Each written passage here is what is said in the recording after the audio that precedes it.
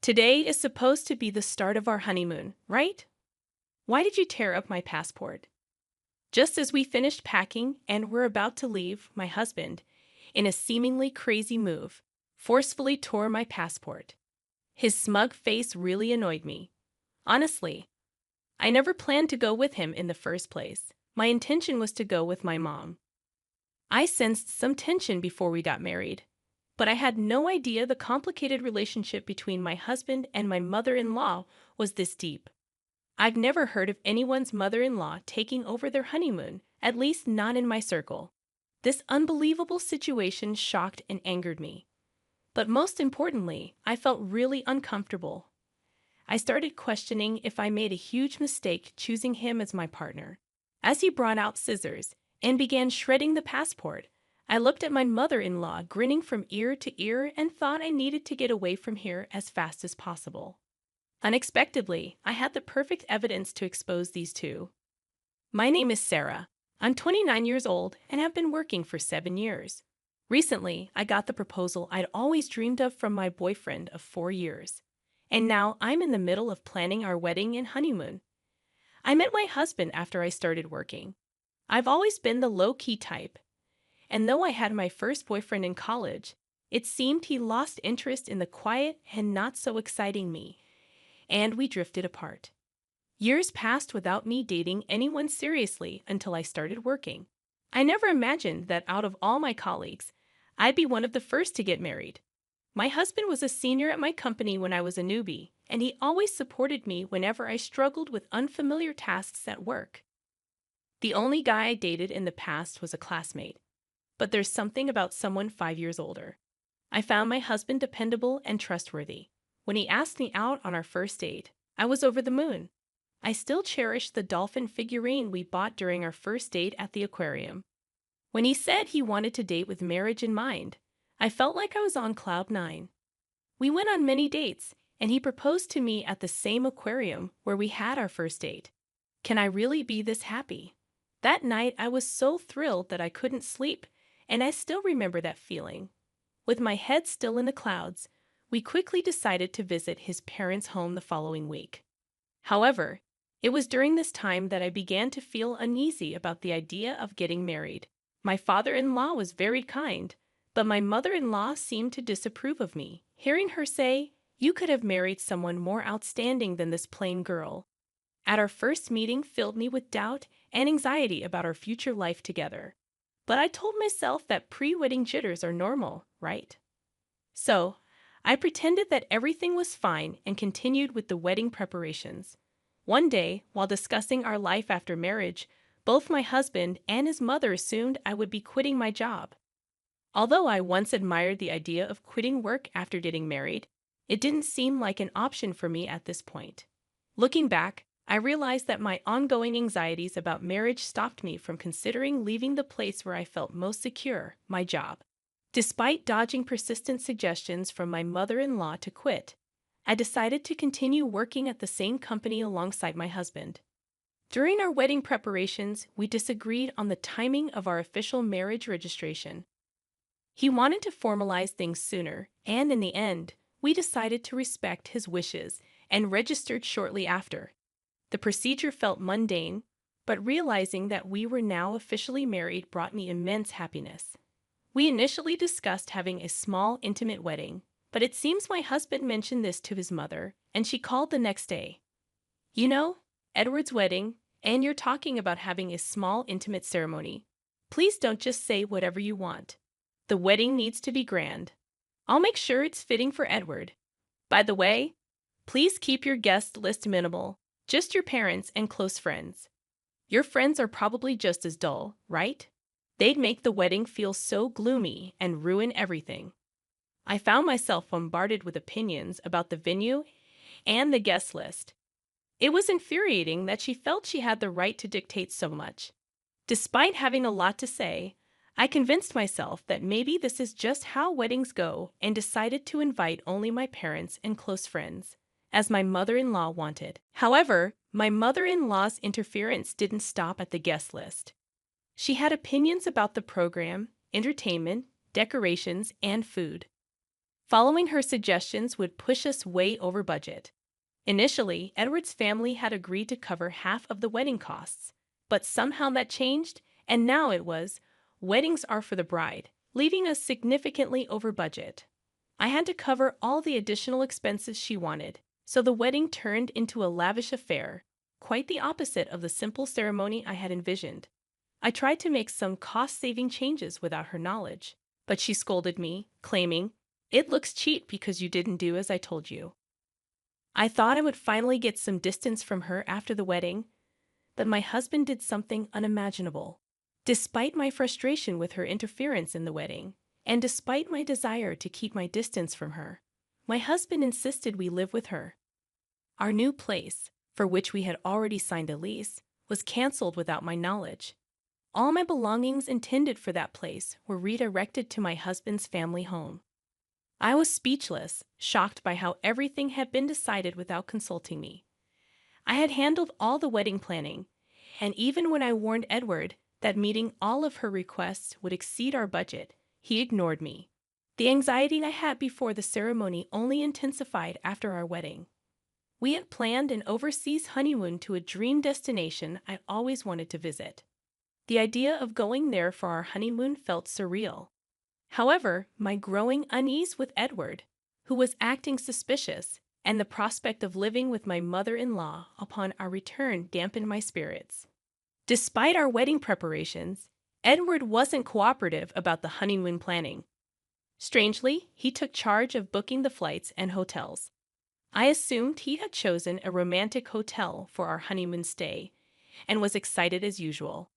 Even though I had to cover all the expenses, the pre-wedding excitement made me grateful that Edward was contributing, even if just a little.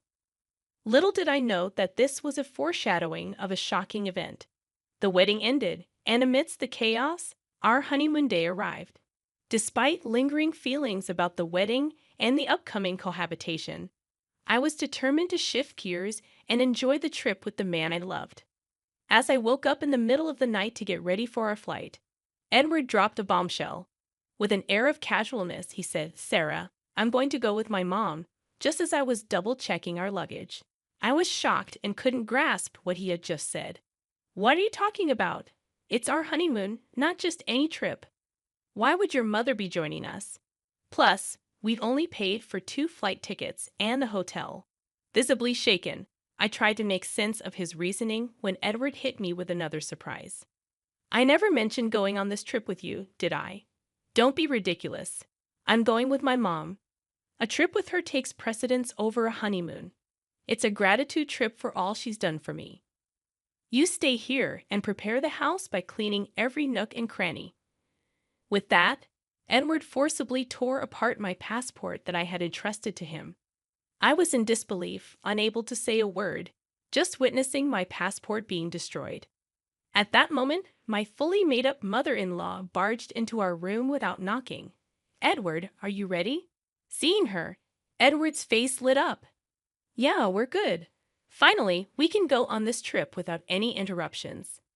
They both shared a gleeful laugh, leaving me utterly repulsed. I realized I was about to marry an absolute nightmare. While I have been contemplating how to get along with my mother-in-law in our upcoming married life, this exceeded my wildest thoughts. I understand now the kind of people you two are.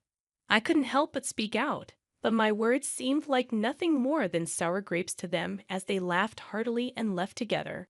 I had been happy that Edward was helping a bit with our honeymoon, but it turned out he was preparing to go with his mother. He had taken charge of the flight and hotel bookings willingly because he was booking everything under his mother's name from the start, and he dumped all the costs on me. The betrayal from my husband was a heavy blow, but my anger overshadowed the sadness. The dreamy, intimate wedding I had always envisioned and the honeymoon, meant to be the best memory with the one I loved, were both once-in-a-lifetime events now ruined by my mother-in-law and my husband. Overwhelmed by my situation, I couldn't believe this was happening. Initially, I couldn't accept it, but soon after, I decided I needed to act fast and get a divorce. Interestingly, I had something that would be useful for the divorce. Initially, I started recording with the intent of preserving memories of the most significant events of my life, my wedding, and honeymoon. Since the wedding preparations, I had been recording audio, capturing various moments. What started as a pure desire to cherish our wedding memories gradually turned into documenting my mother-in-law's malicious actions and harassment. I often thought of quitting, assuming I'd probably never watch these recordings again, but it's ironic how useful they turned out to be. Just a few days ago, I had moved in and was still unpacking. Now, I began to repack my stuff. Ironically, I hadn't opened much, so packing was done in no time. I wondered if my husband and his mother were at the airport by now. The very thought filled me with indescribable anger, so I tried not to dwell on it. Despite only being there for a few days, I wanted to erase any trace of my presence in that house, so I cleaned thoroughly.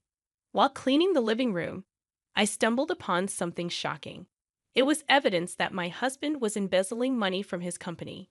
Given his position in charge of company sales, he was reporting lower earnings to the company and pocketing the difference. And apparently, his mother was in on it too. She had meticulously noted the actual sales, the amount pocketed by my husband, and even listed all the luxury bags, clothes, and shoes he had bought for her with that money. It was a significant amount. Leaving such a diary in plain sight in the living room, I really couldn't fathom what they were thinking. Discovering my husband's misdeeds, I was horrified, realizing the gravity of the situation. For a moment, I wondered if working at the same company could somehow smooth things over. But then I thought, why should I help someone who ditched me for a honeymoon with his mother? I headed to the company with evidence of embezzlement. Though they were supposed to be on their honeymoon, having both taken paid leave, my colleagues were shocked to see the very person in the office. Everyone was asking, what happened?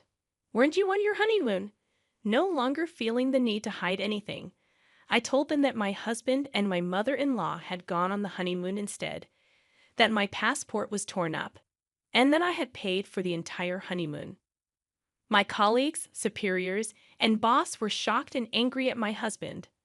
I expressed my gratitude to my concerned colleagues and headed towards the executive area of the company. Unbeknownst to my colleagues, husband, and mother-in-law, one of the top executives in this company is my uncle. I intentionally kept this fact hidden to avoid any perception that I got the job through connections. I applied to the company without disclosing my relation to my uncle and earned the position based on my own merit. Since my uncle doesn't handle human resources, I reached out to him before the orientation and requested that he keep our relationship confidential at work.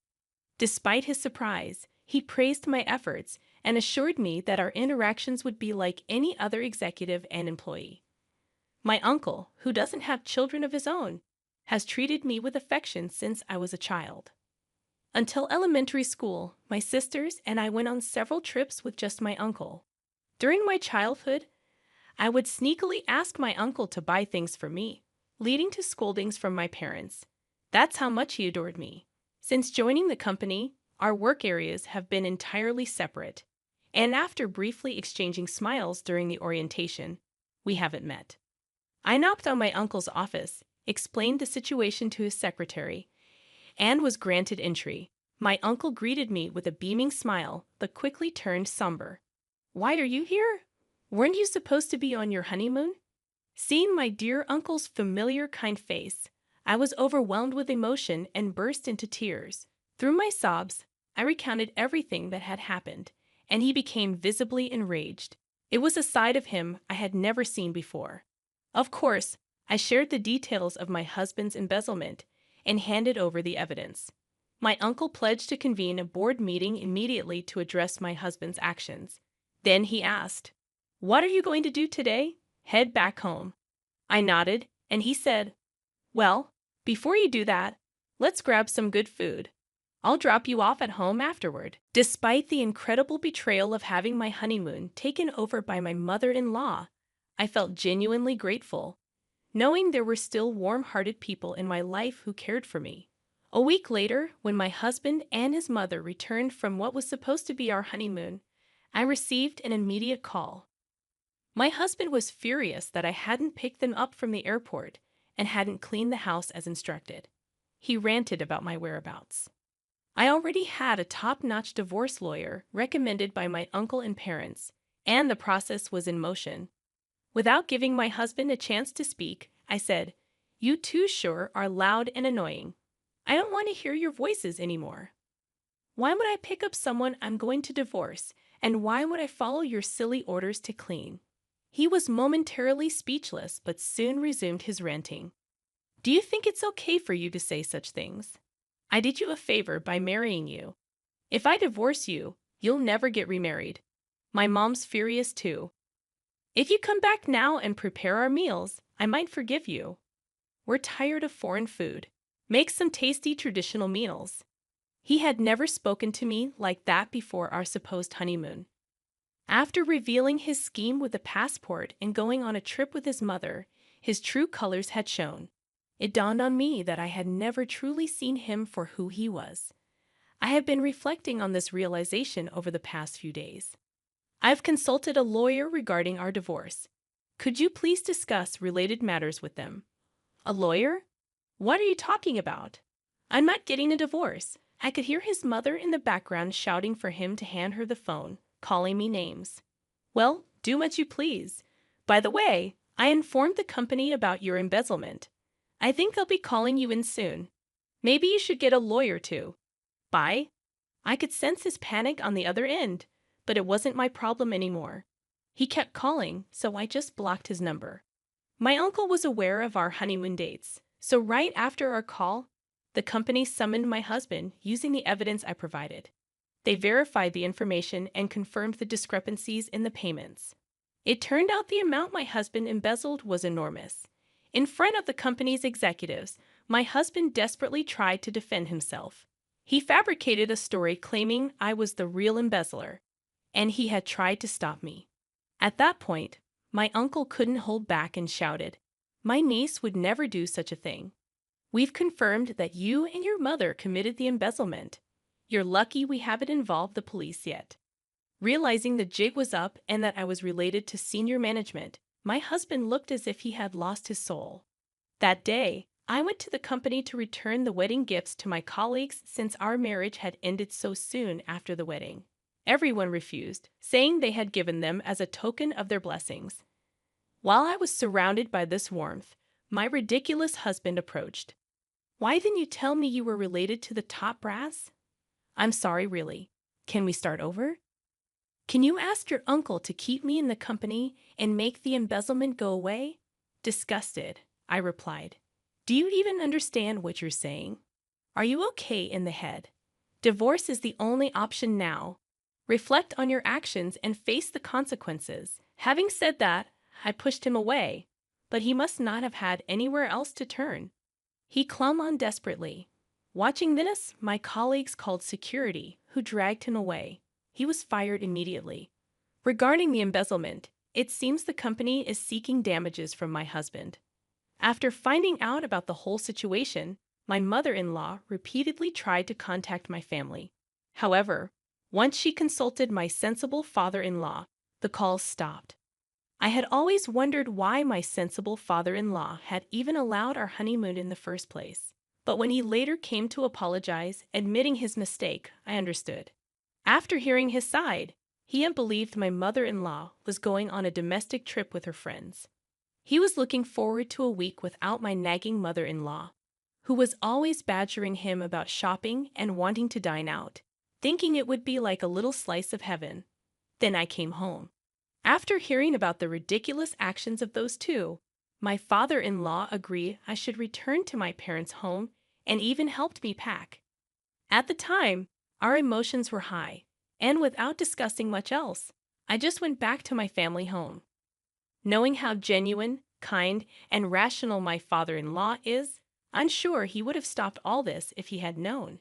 He was the only reasonable person I could trust in that house. Although I was the victim, the thought that my honeymoon had been hijacked by my mother-in-law was incredibly embarrassing. I contemplated resigning from my job, and my parents suggested taking a break from work for a while. However, my uncle, considering that work might serve as a distraction, discussed it with the CEO. They arranged for me to be transferred to a branch office. The divorce process with my husband went surprisingly smoothly, thanks to an excellent lawyer. Later, I discovered my father in law's involvement. When planning our wedding and discussing expenses, it turned out my husband had almost no savings. My in laws, an average working class family with my mother in law's wasteful spending habits, had minimal savings, as my father in law ruefully mentioned. Considering the short duration of our marriage, the alimony was substantial, and surprisingly, my father in law sold the family home to cover it. Their home was not in a city center, but in a close knit community. On the day I was supposed to leave for our honeymoon, I returned to the family home, luggage in hand, and with neighborhood gossip in play. Rumors quickly spread. The stories grew exaggerated, making living in that area unbearable. Initially, my mother in law, always concerned about appearances, approved of our marriage because both my husband and I worked for prominent companies, a status symbol for her. Now, with rumors circulating due to her actions, she likely couldn't bear to live in that house. My father-in-law probably also felt responsible for covering the damages from my husband's embezzlement. While I hold nothing but disdain for both my husband and mother-in-law, I genuinely feel sorry for my father-in-law. After being fired and ordered to pay damages, coupled with my not returning as he hoped, my husband apparently suffered a mental breakdown, unable to work. He seems to be moping around in a small apartment he moved to. Seeing her beloved son so downcast, my mother-in-law also retreated, becoming reclusive. As my father-in-law told me, he was, in fact, fed up with my mother-in-law and considering divorce, not wanting to spend his later years with her. He asked if I could introduce him to the lawyer I had used. I immediately contacted my uncle, who got in touch with the lawyer. It might take some time, but I hope my father-in-law can live the life he wishes. Thanks to the intervention of the company's CEO and my uncle, I was transferred to a branch office where I'm surrounded by colleagues and superiors who have been incredibly supportive. I'm eternally grateful to my uncle. The only regret I have is missing out on the country we planned to visit for our honeymoon. Once things settle down, I hope to take a relaxed trip abroad.